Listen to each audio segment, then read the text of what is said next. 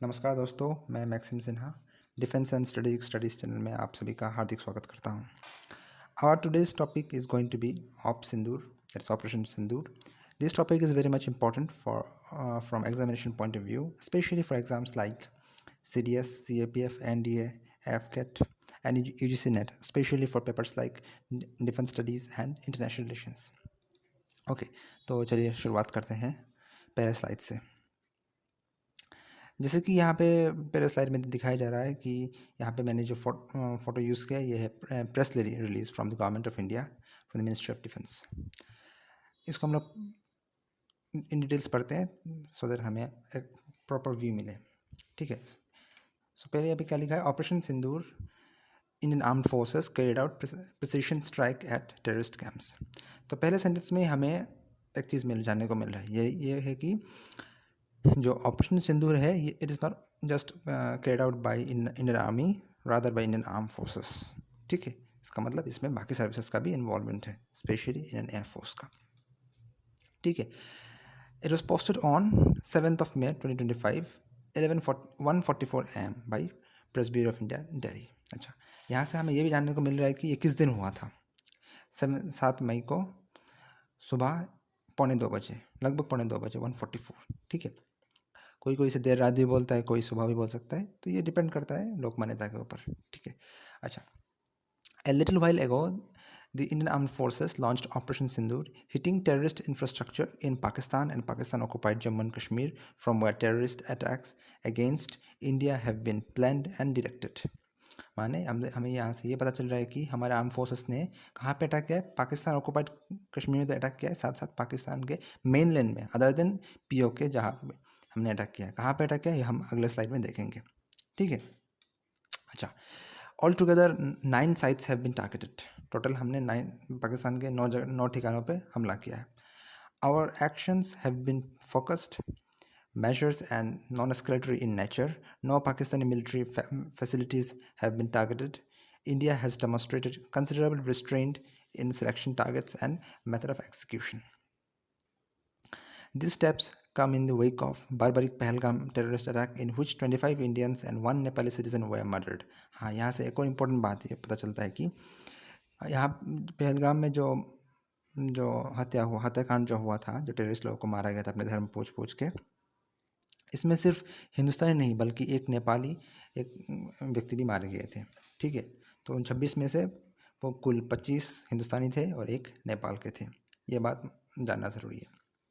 We are living up to the commitment that those responsible for these attack will be held accountable. This will be detailed briefing on Operation Sindoor later on today. अच्छा, तो यहाँ से हमें क्या क्या जानने को मिल रहा है, पहले तो ये जानने को मिल रहा है कि किस दिन हुआ, 7 मई को सुबह 1:45 बजे। अच्छा, लोकेशन कहाँ पे, पाकिस्तान के मेनलैंड में एक हाँ, पाकिस्तान के 9 जगह पे हमला किया गया है। ठीक है, अच्छा, लोकेशंस तो हमें आगे अगले साइड में देखने को मिलेगा। अच्छा, and nature of operation is non escalatory, मतलब हमें फर्दर कोई अटैक का कोई मतलब इंटेंशन नहीं है मूवमेंट का। Only terrorist site, no military installations have been targeted. ये एक बहुत इंपॉर्टेंट चीज़ है। ठीक है, अच्छा, और कौन इसका प्रिकर्सर, मतलब ये हमला जो हुआ था, मतलब हमने पहलगाम ऑप सिंदूर जो है, ऑप सिंदूर हमने क्यों लॉन्च किया, ताकि हम पहलगाम में जो हुआ है, जो नृशंस हत्या जो हुआ है भारतीय लोगों को, खासतौर पे भारतीय लोगों का, उसका बदला ले सके। ठीक है, अच्छा, यहाँ पे एक और इम्पोर्टेंट चीज़ ये है कि 25 भारतीय और एक नेपाल के व्यक्ति थे। ठीक है, okay, now moving on to the next slide.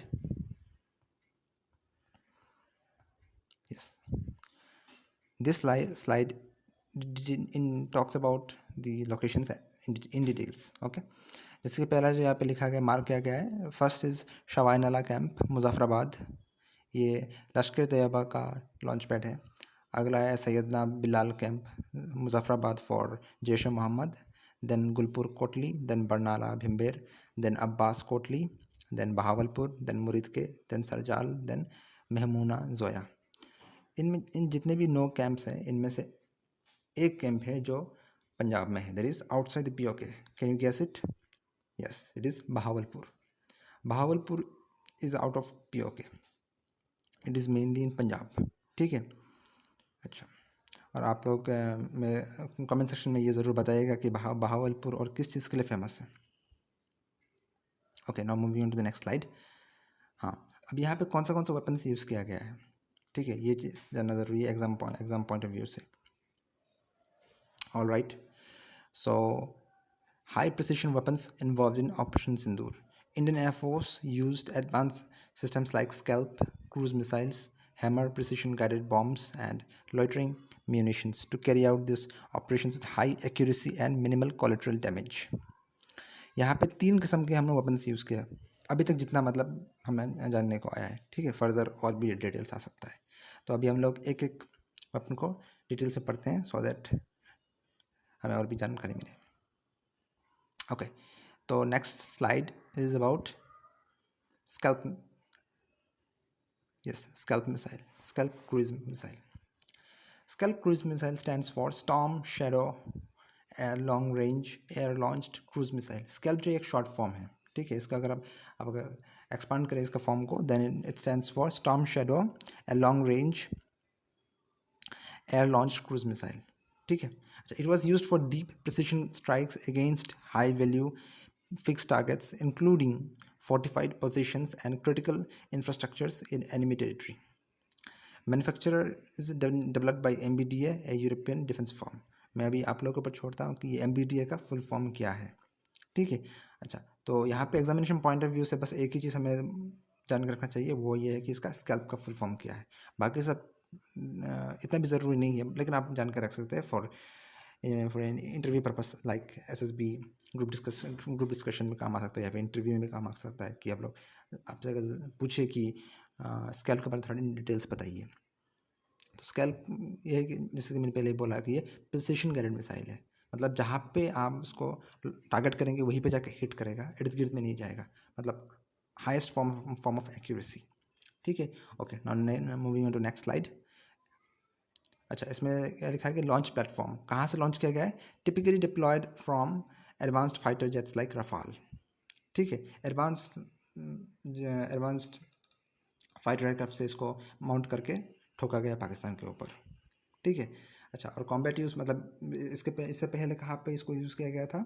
The missile has been used in combat scenarios including operations in Iraq, Libya and Syria, and also supplied to Ukraine for precision strikes against enemy positions. That means ये पहले भी इस्तेमाल किया जा चुका है, ऐसा नहीं है कि फर्स्ट टाइम स्कैल्प मिसाइल को यूज़ किया गया इन ऑप सिंदूर में, ठीक है।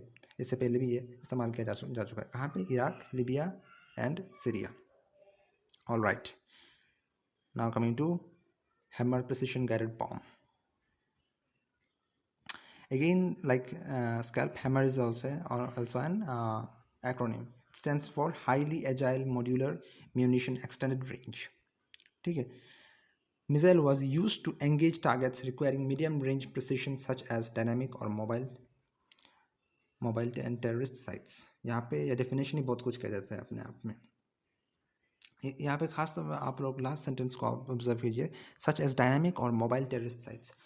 डायनामिक और मोबाइल मतलब जो मूवमेंट करता रहता है। फॉर एग्जांपल, अगर हैमर मिसाइल जो है वो पिन पॉइंट एक्यूरेसी तो होगा, नो डाउट, साथ साथ क्या होता है, अगर वो जो आपका जो टारगेट जो है वो अगर मूव करे तो उसके साथ भी मतलब वो मूव करके वो हिट करेगा, ठीक है। ऐसा है कि मतलब वो पर्टिकुलर पॉइंट पे है, वहाँ से अगर उसको हट गया तब भी वो हिट कर सकता है। सो ये हैमर का खासियत है।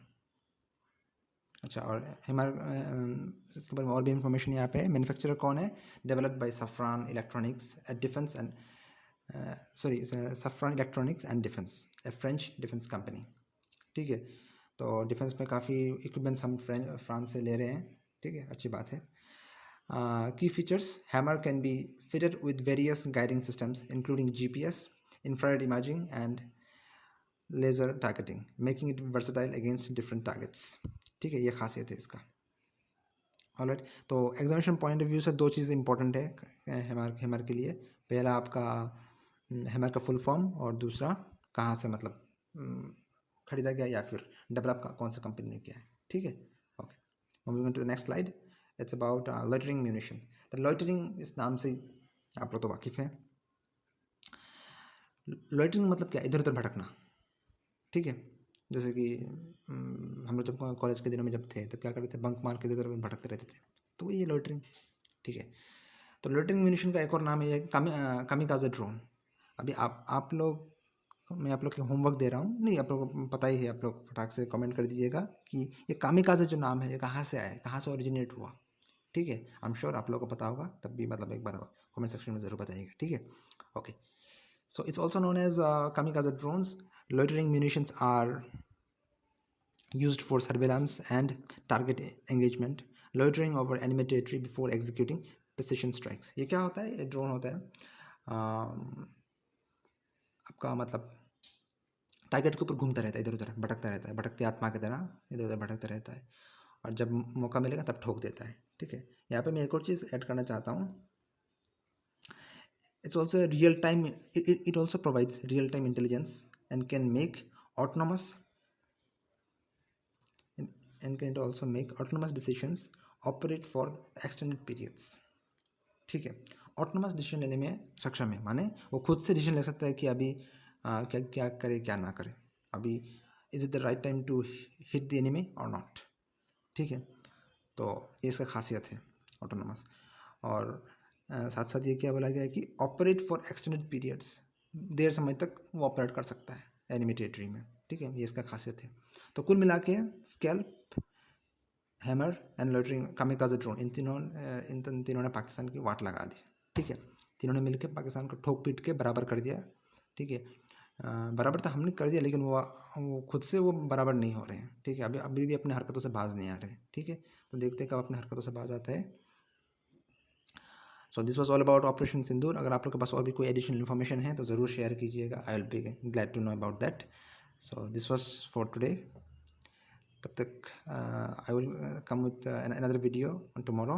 टिल देन, पढ़ते रहिए, खुश रहिए।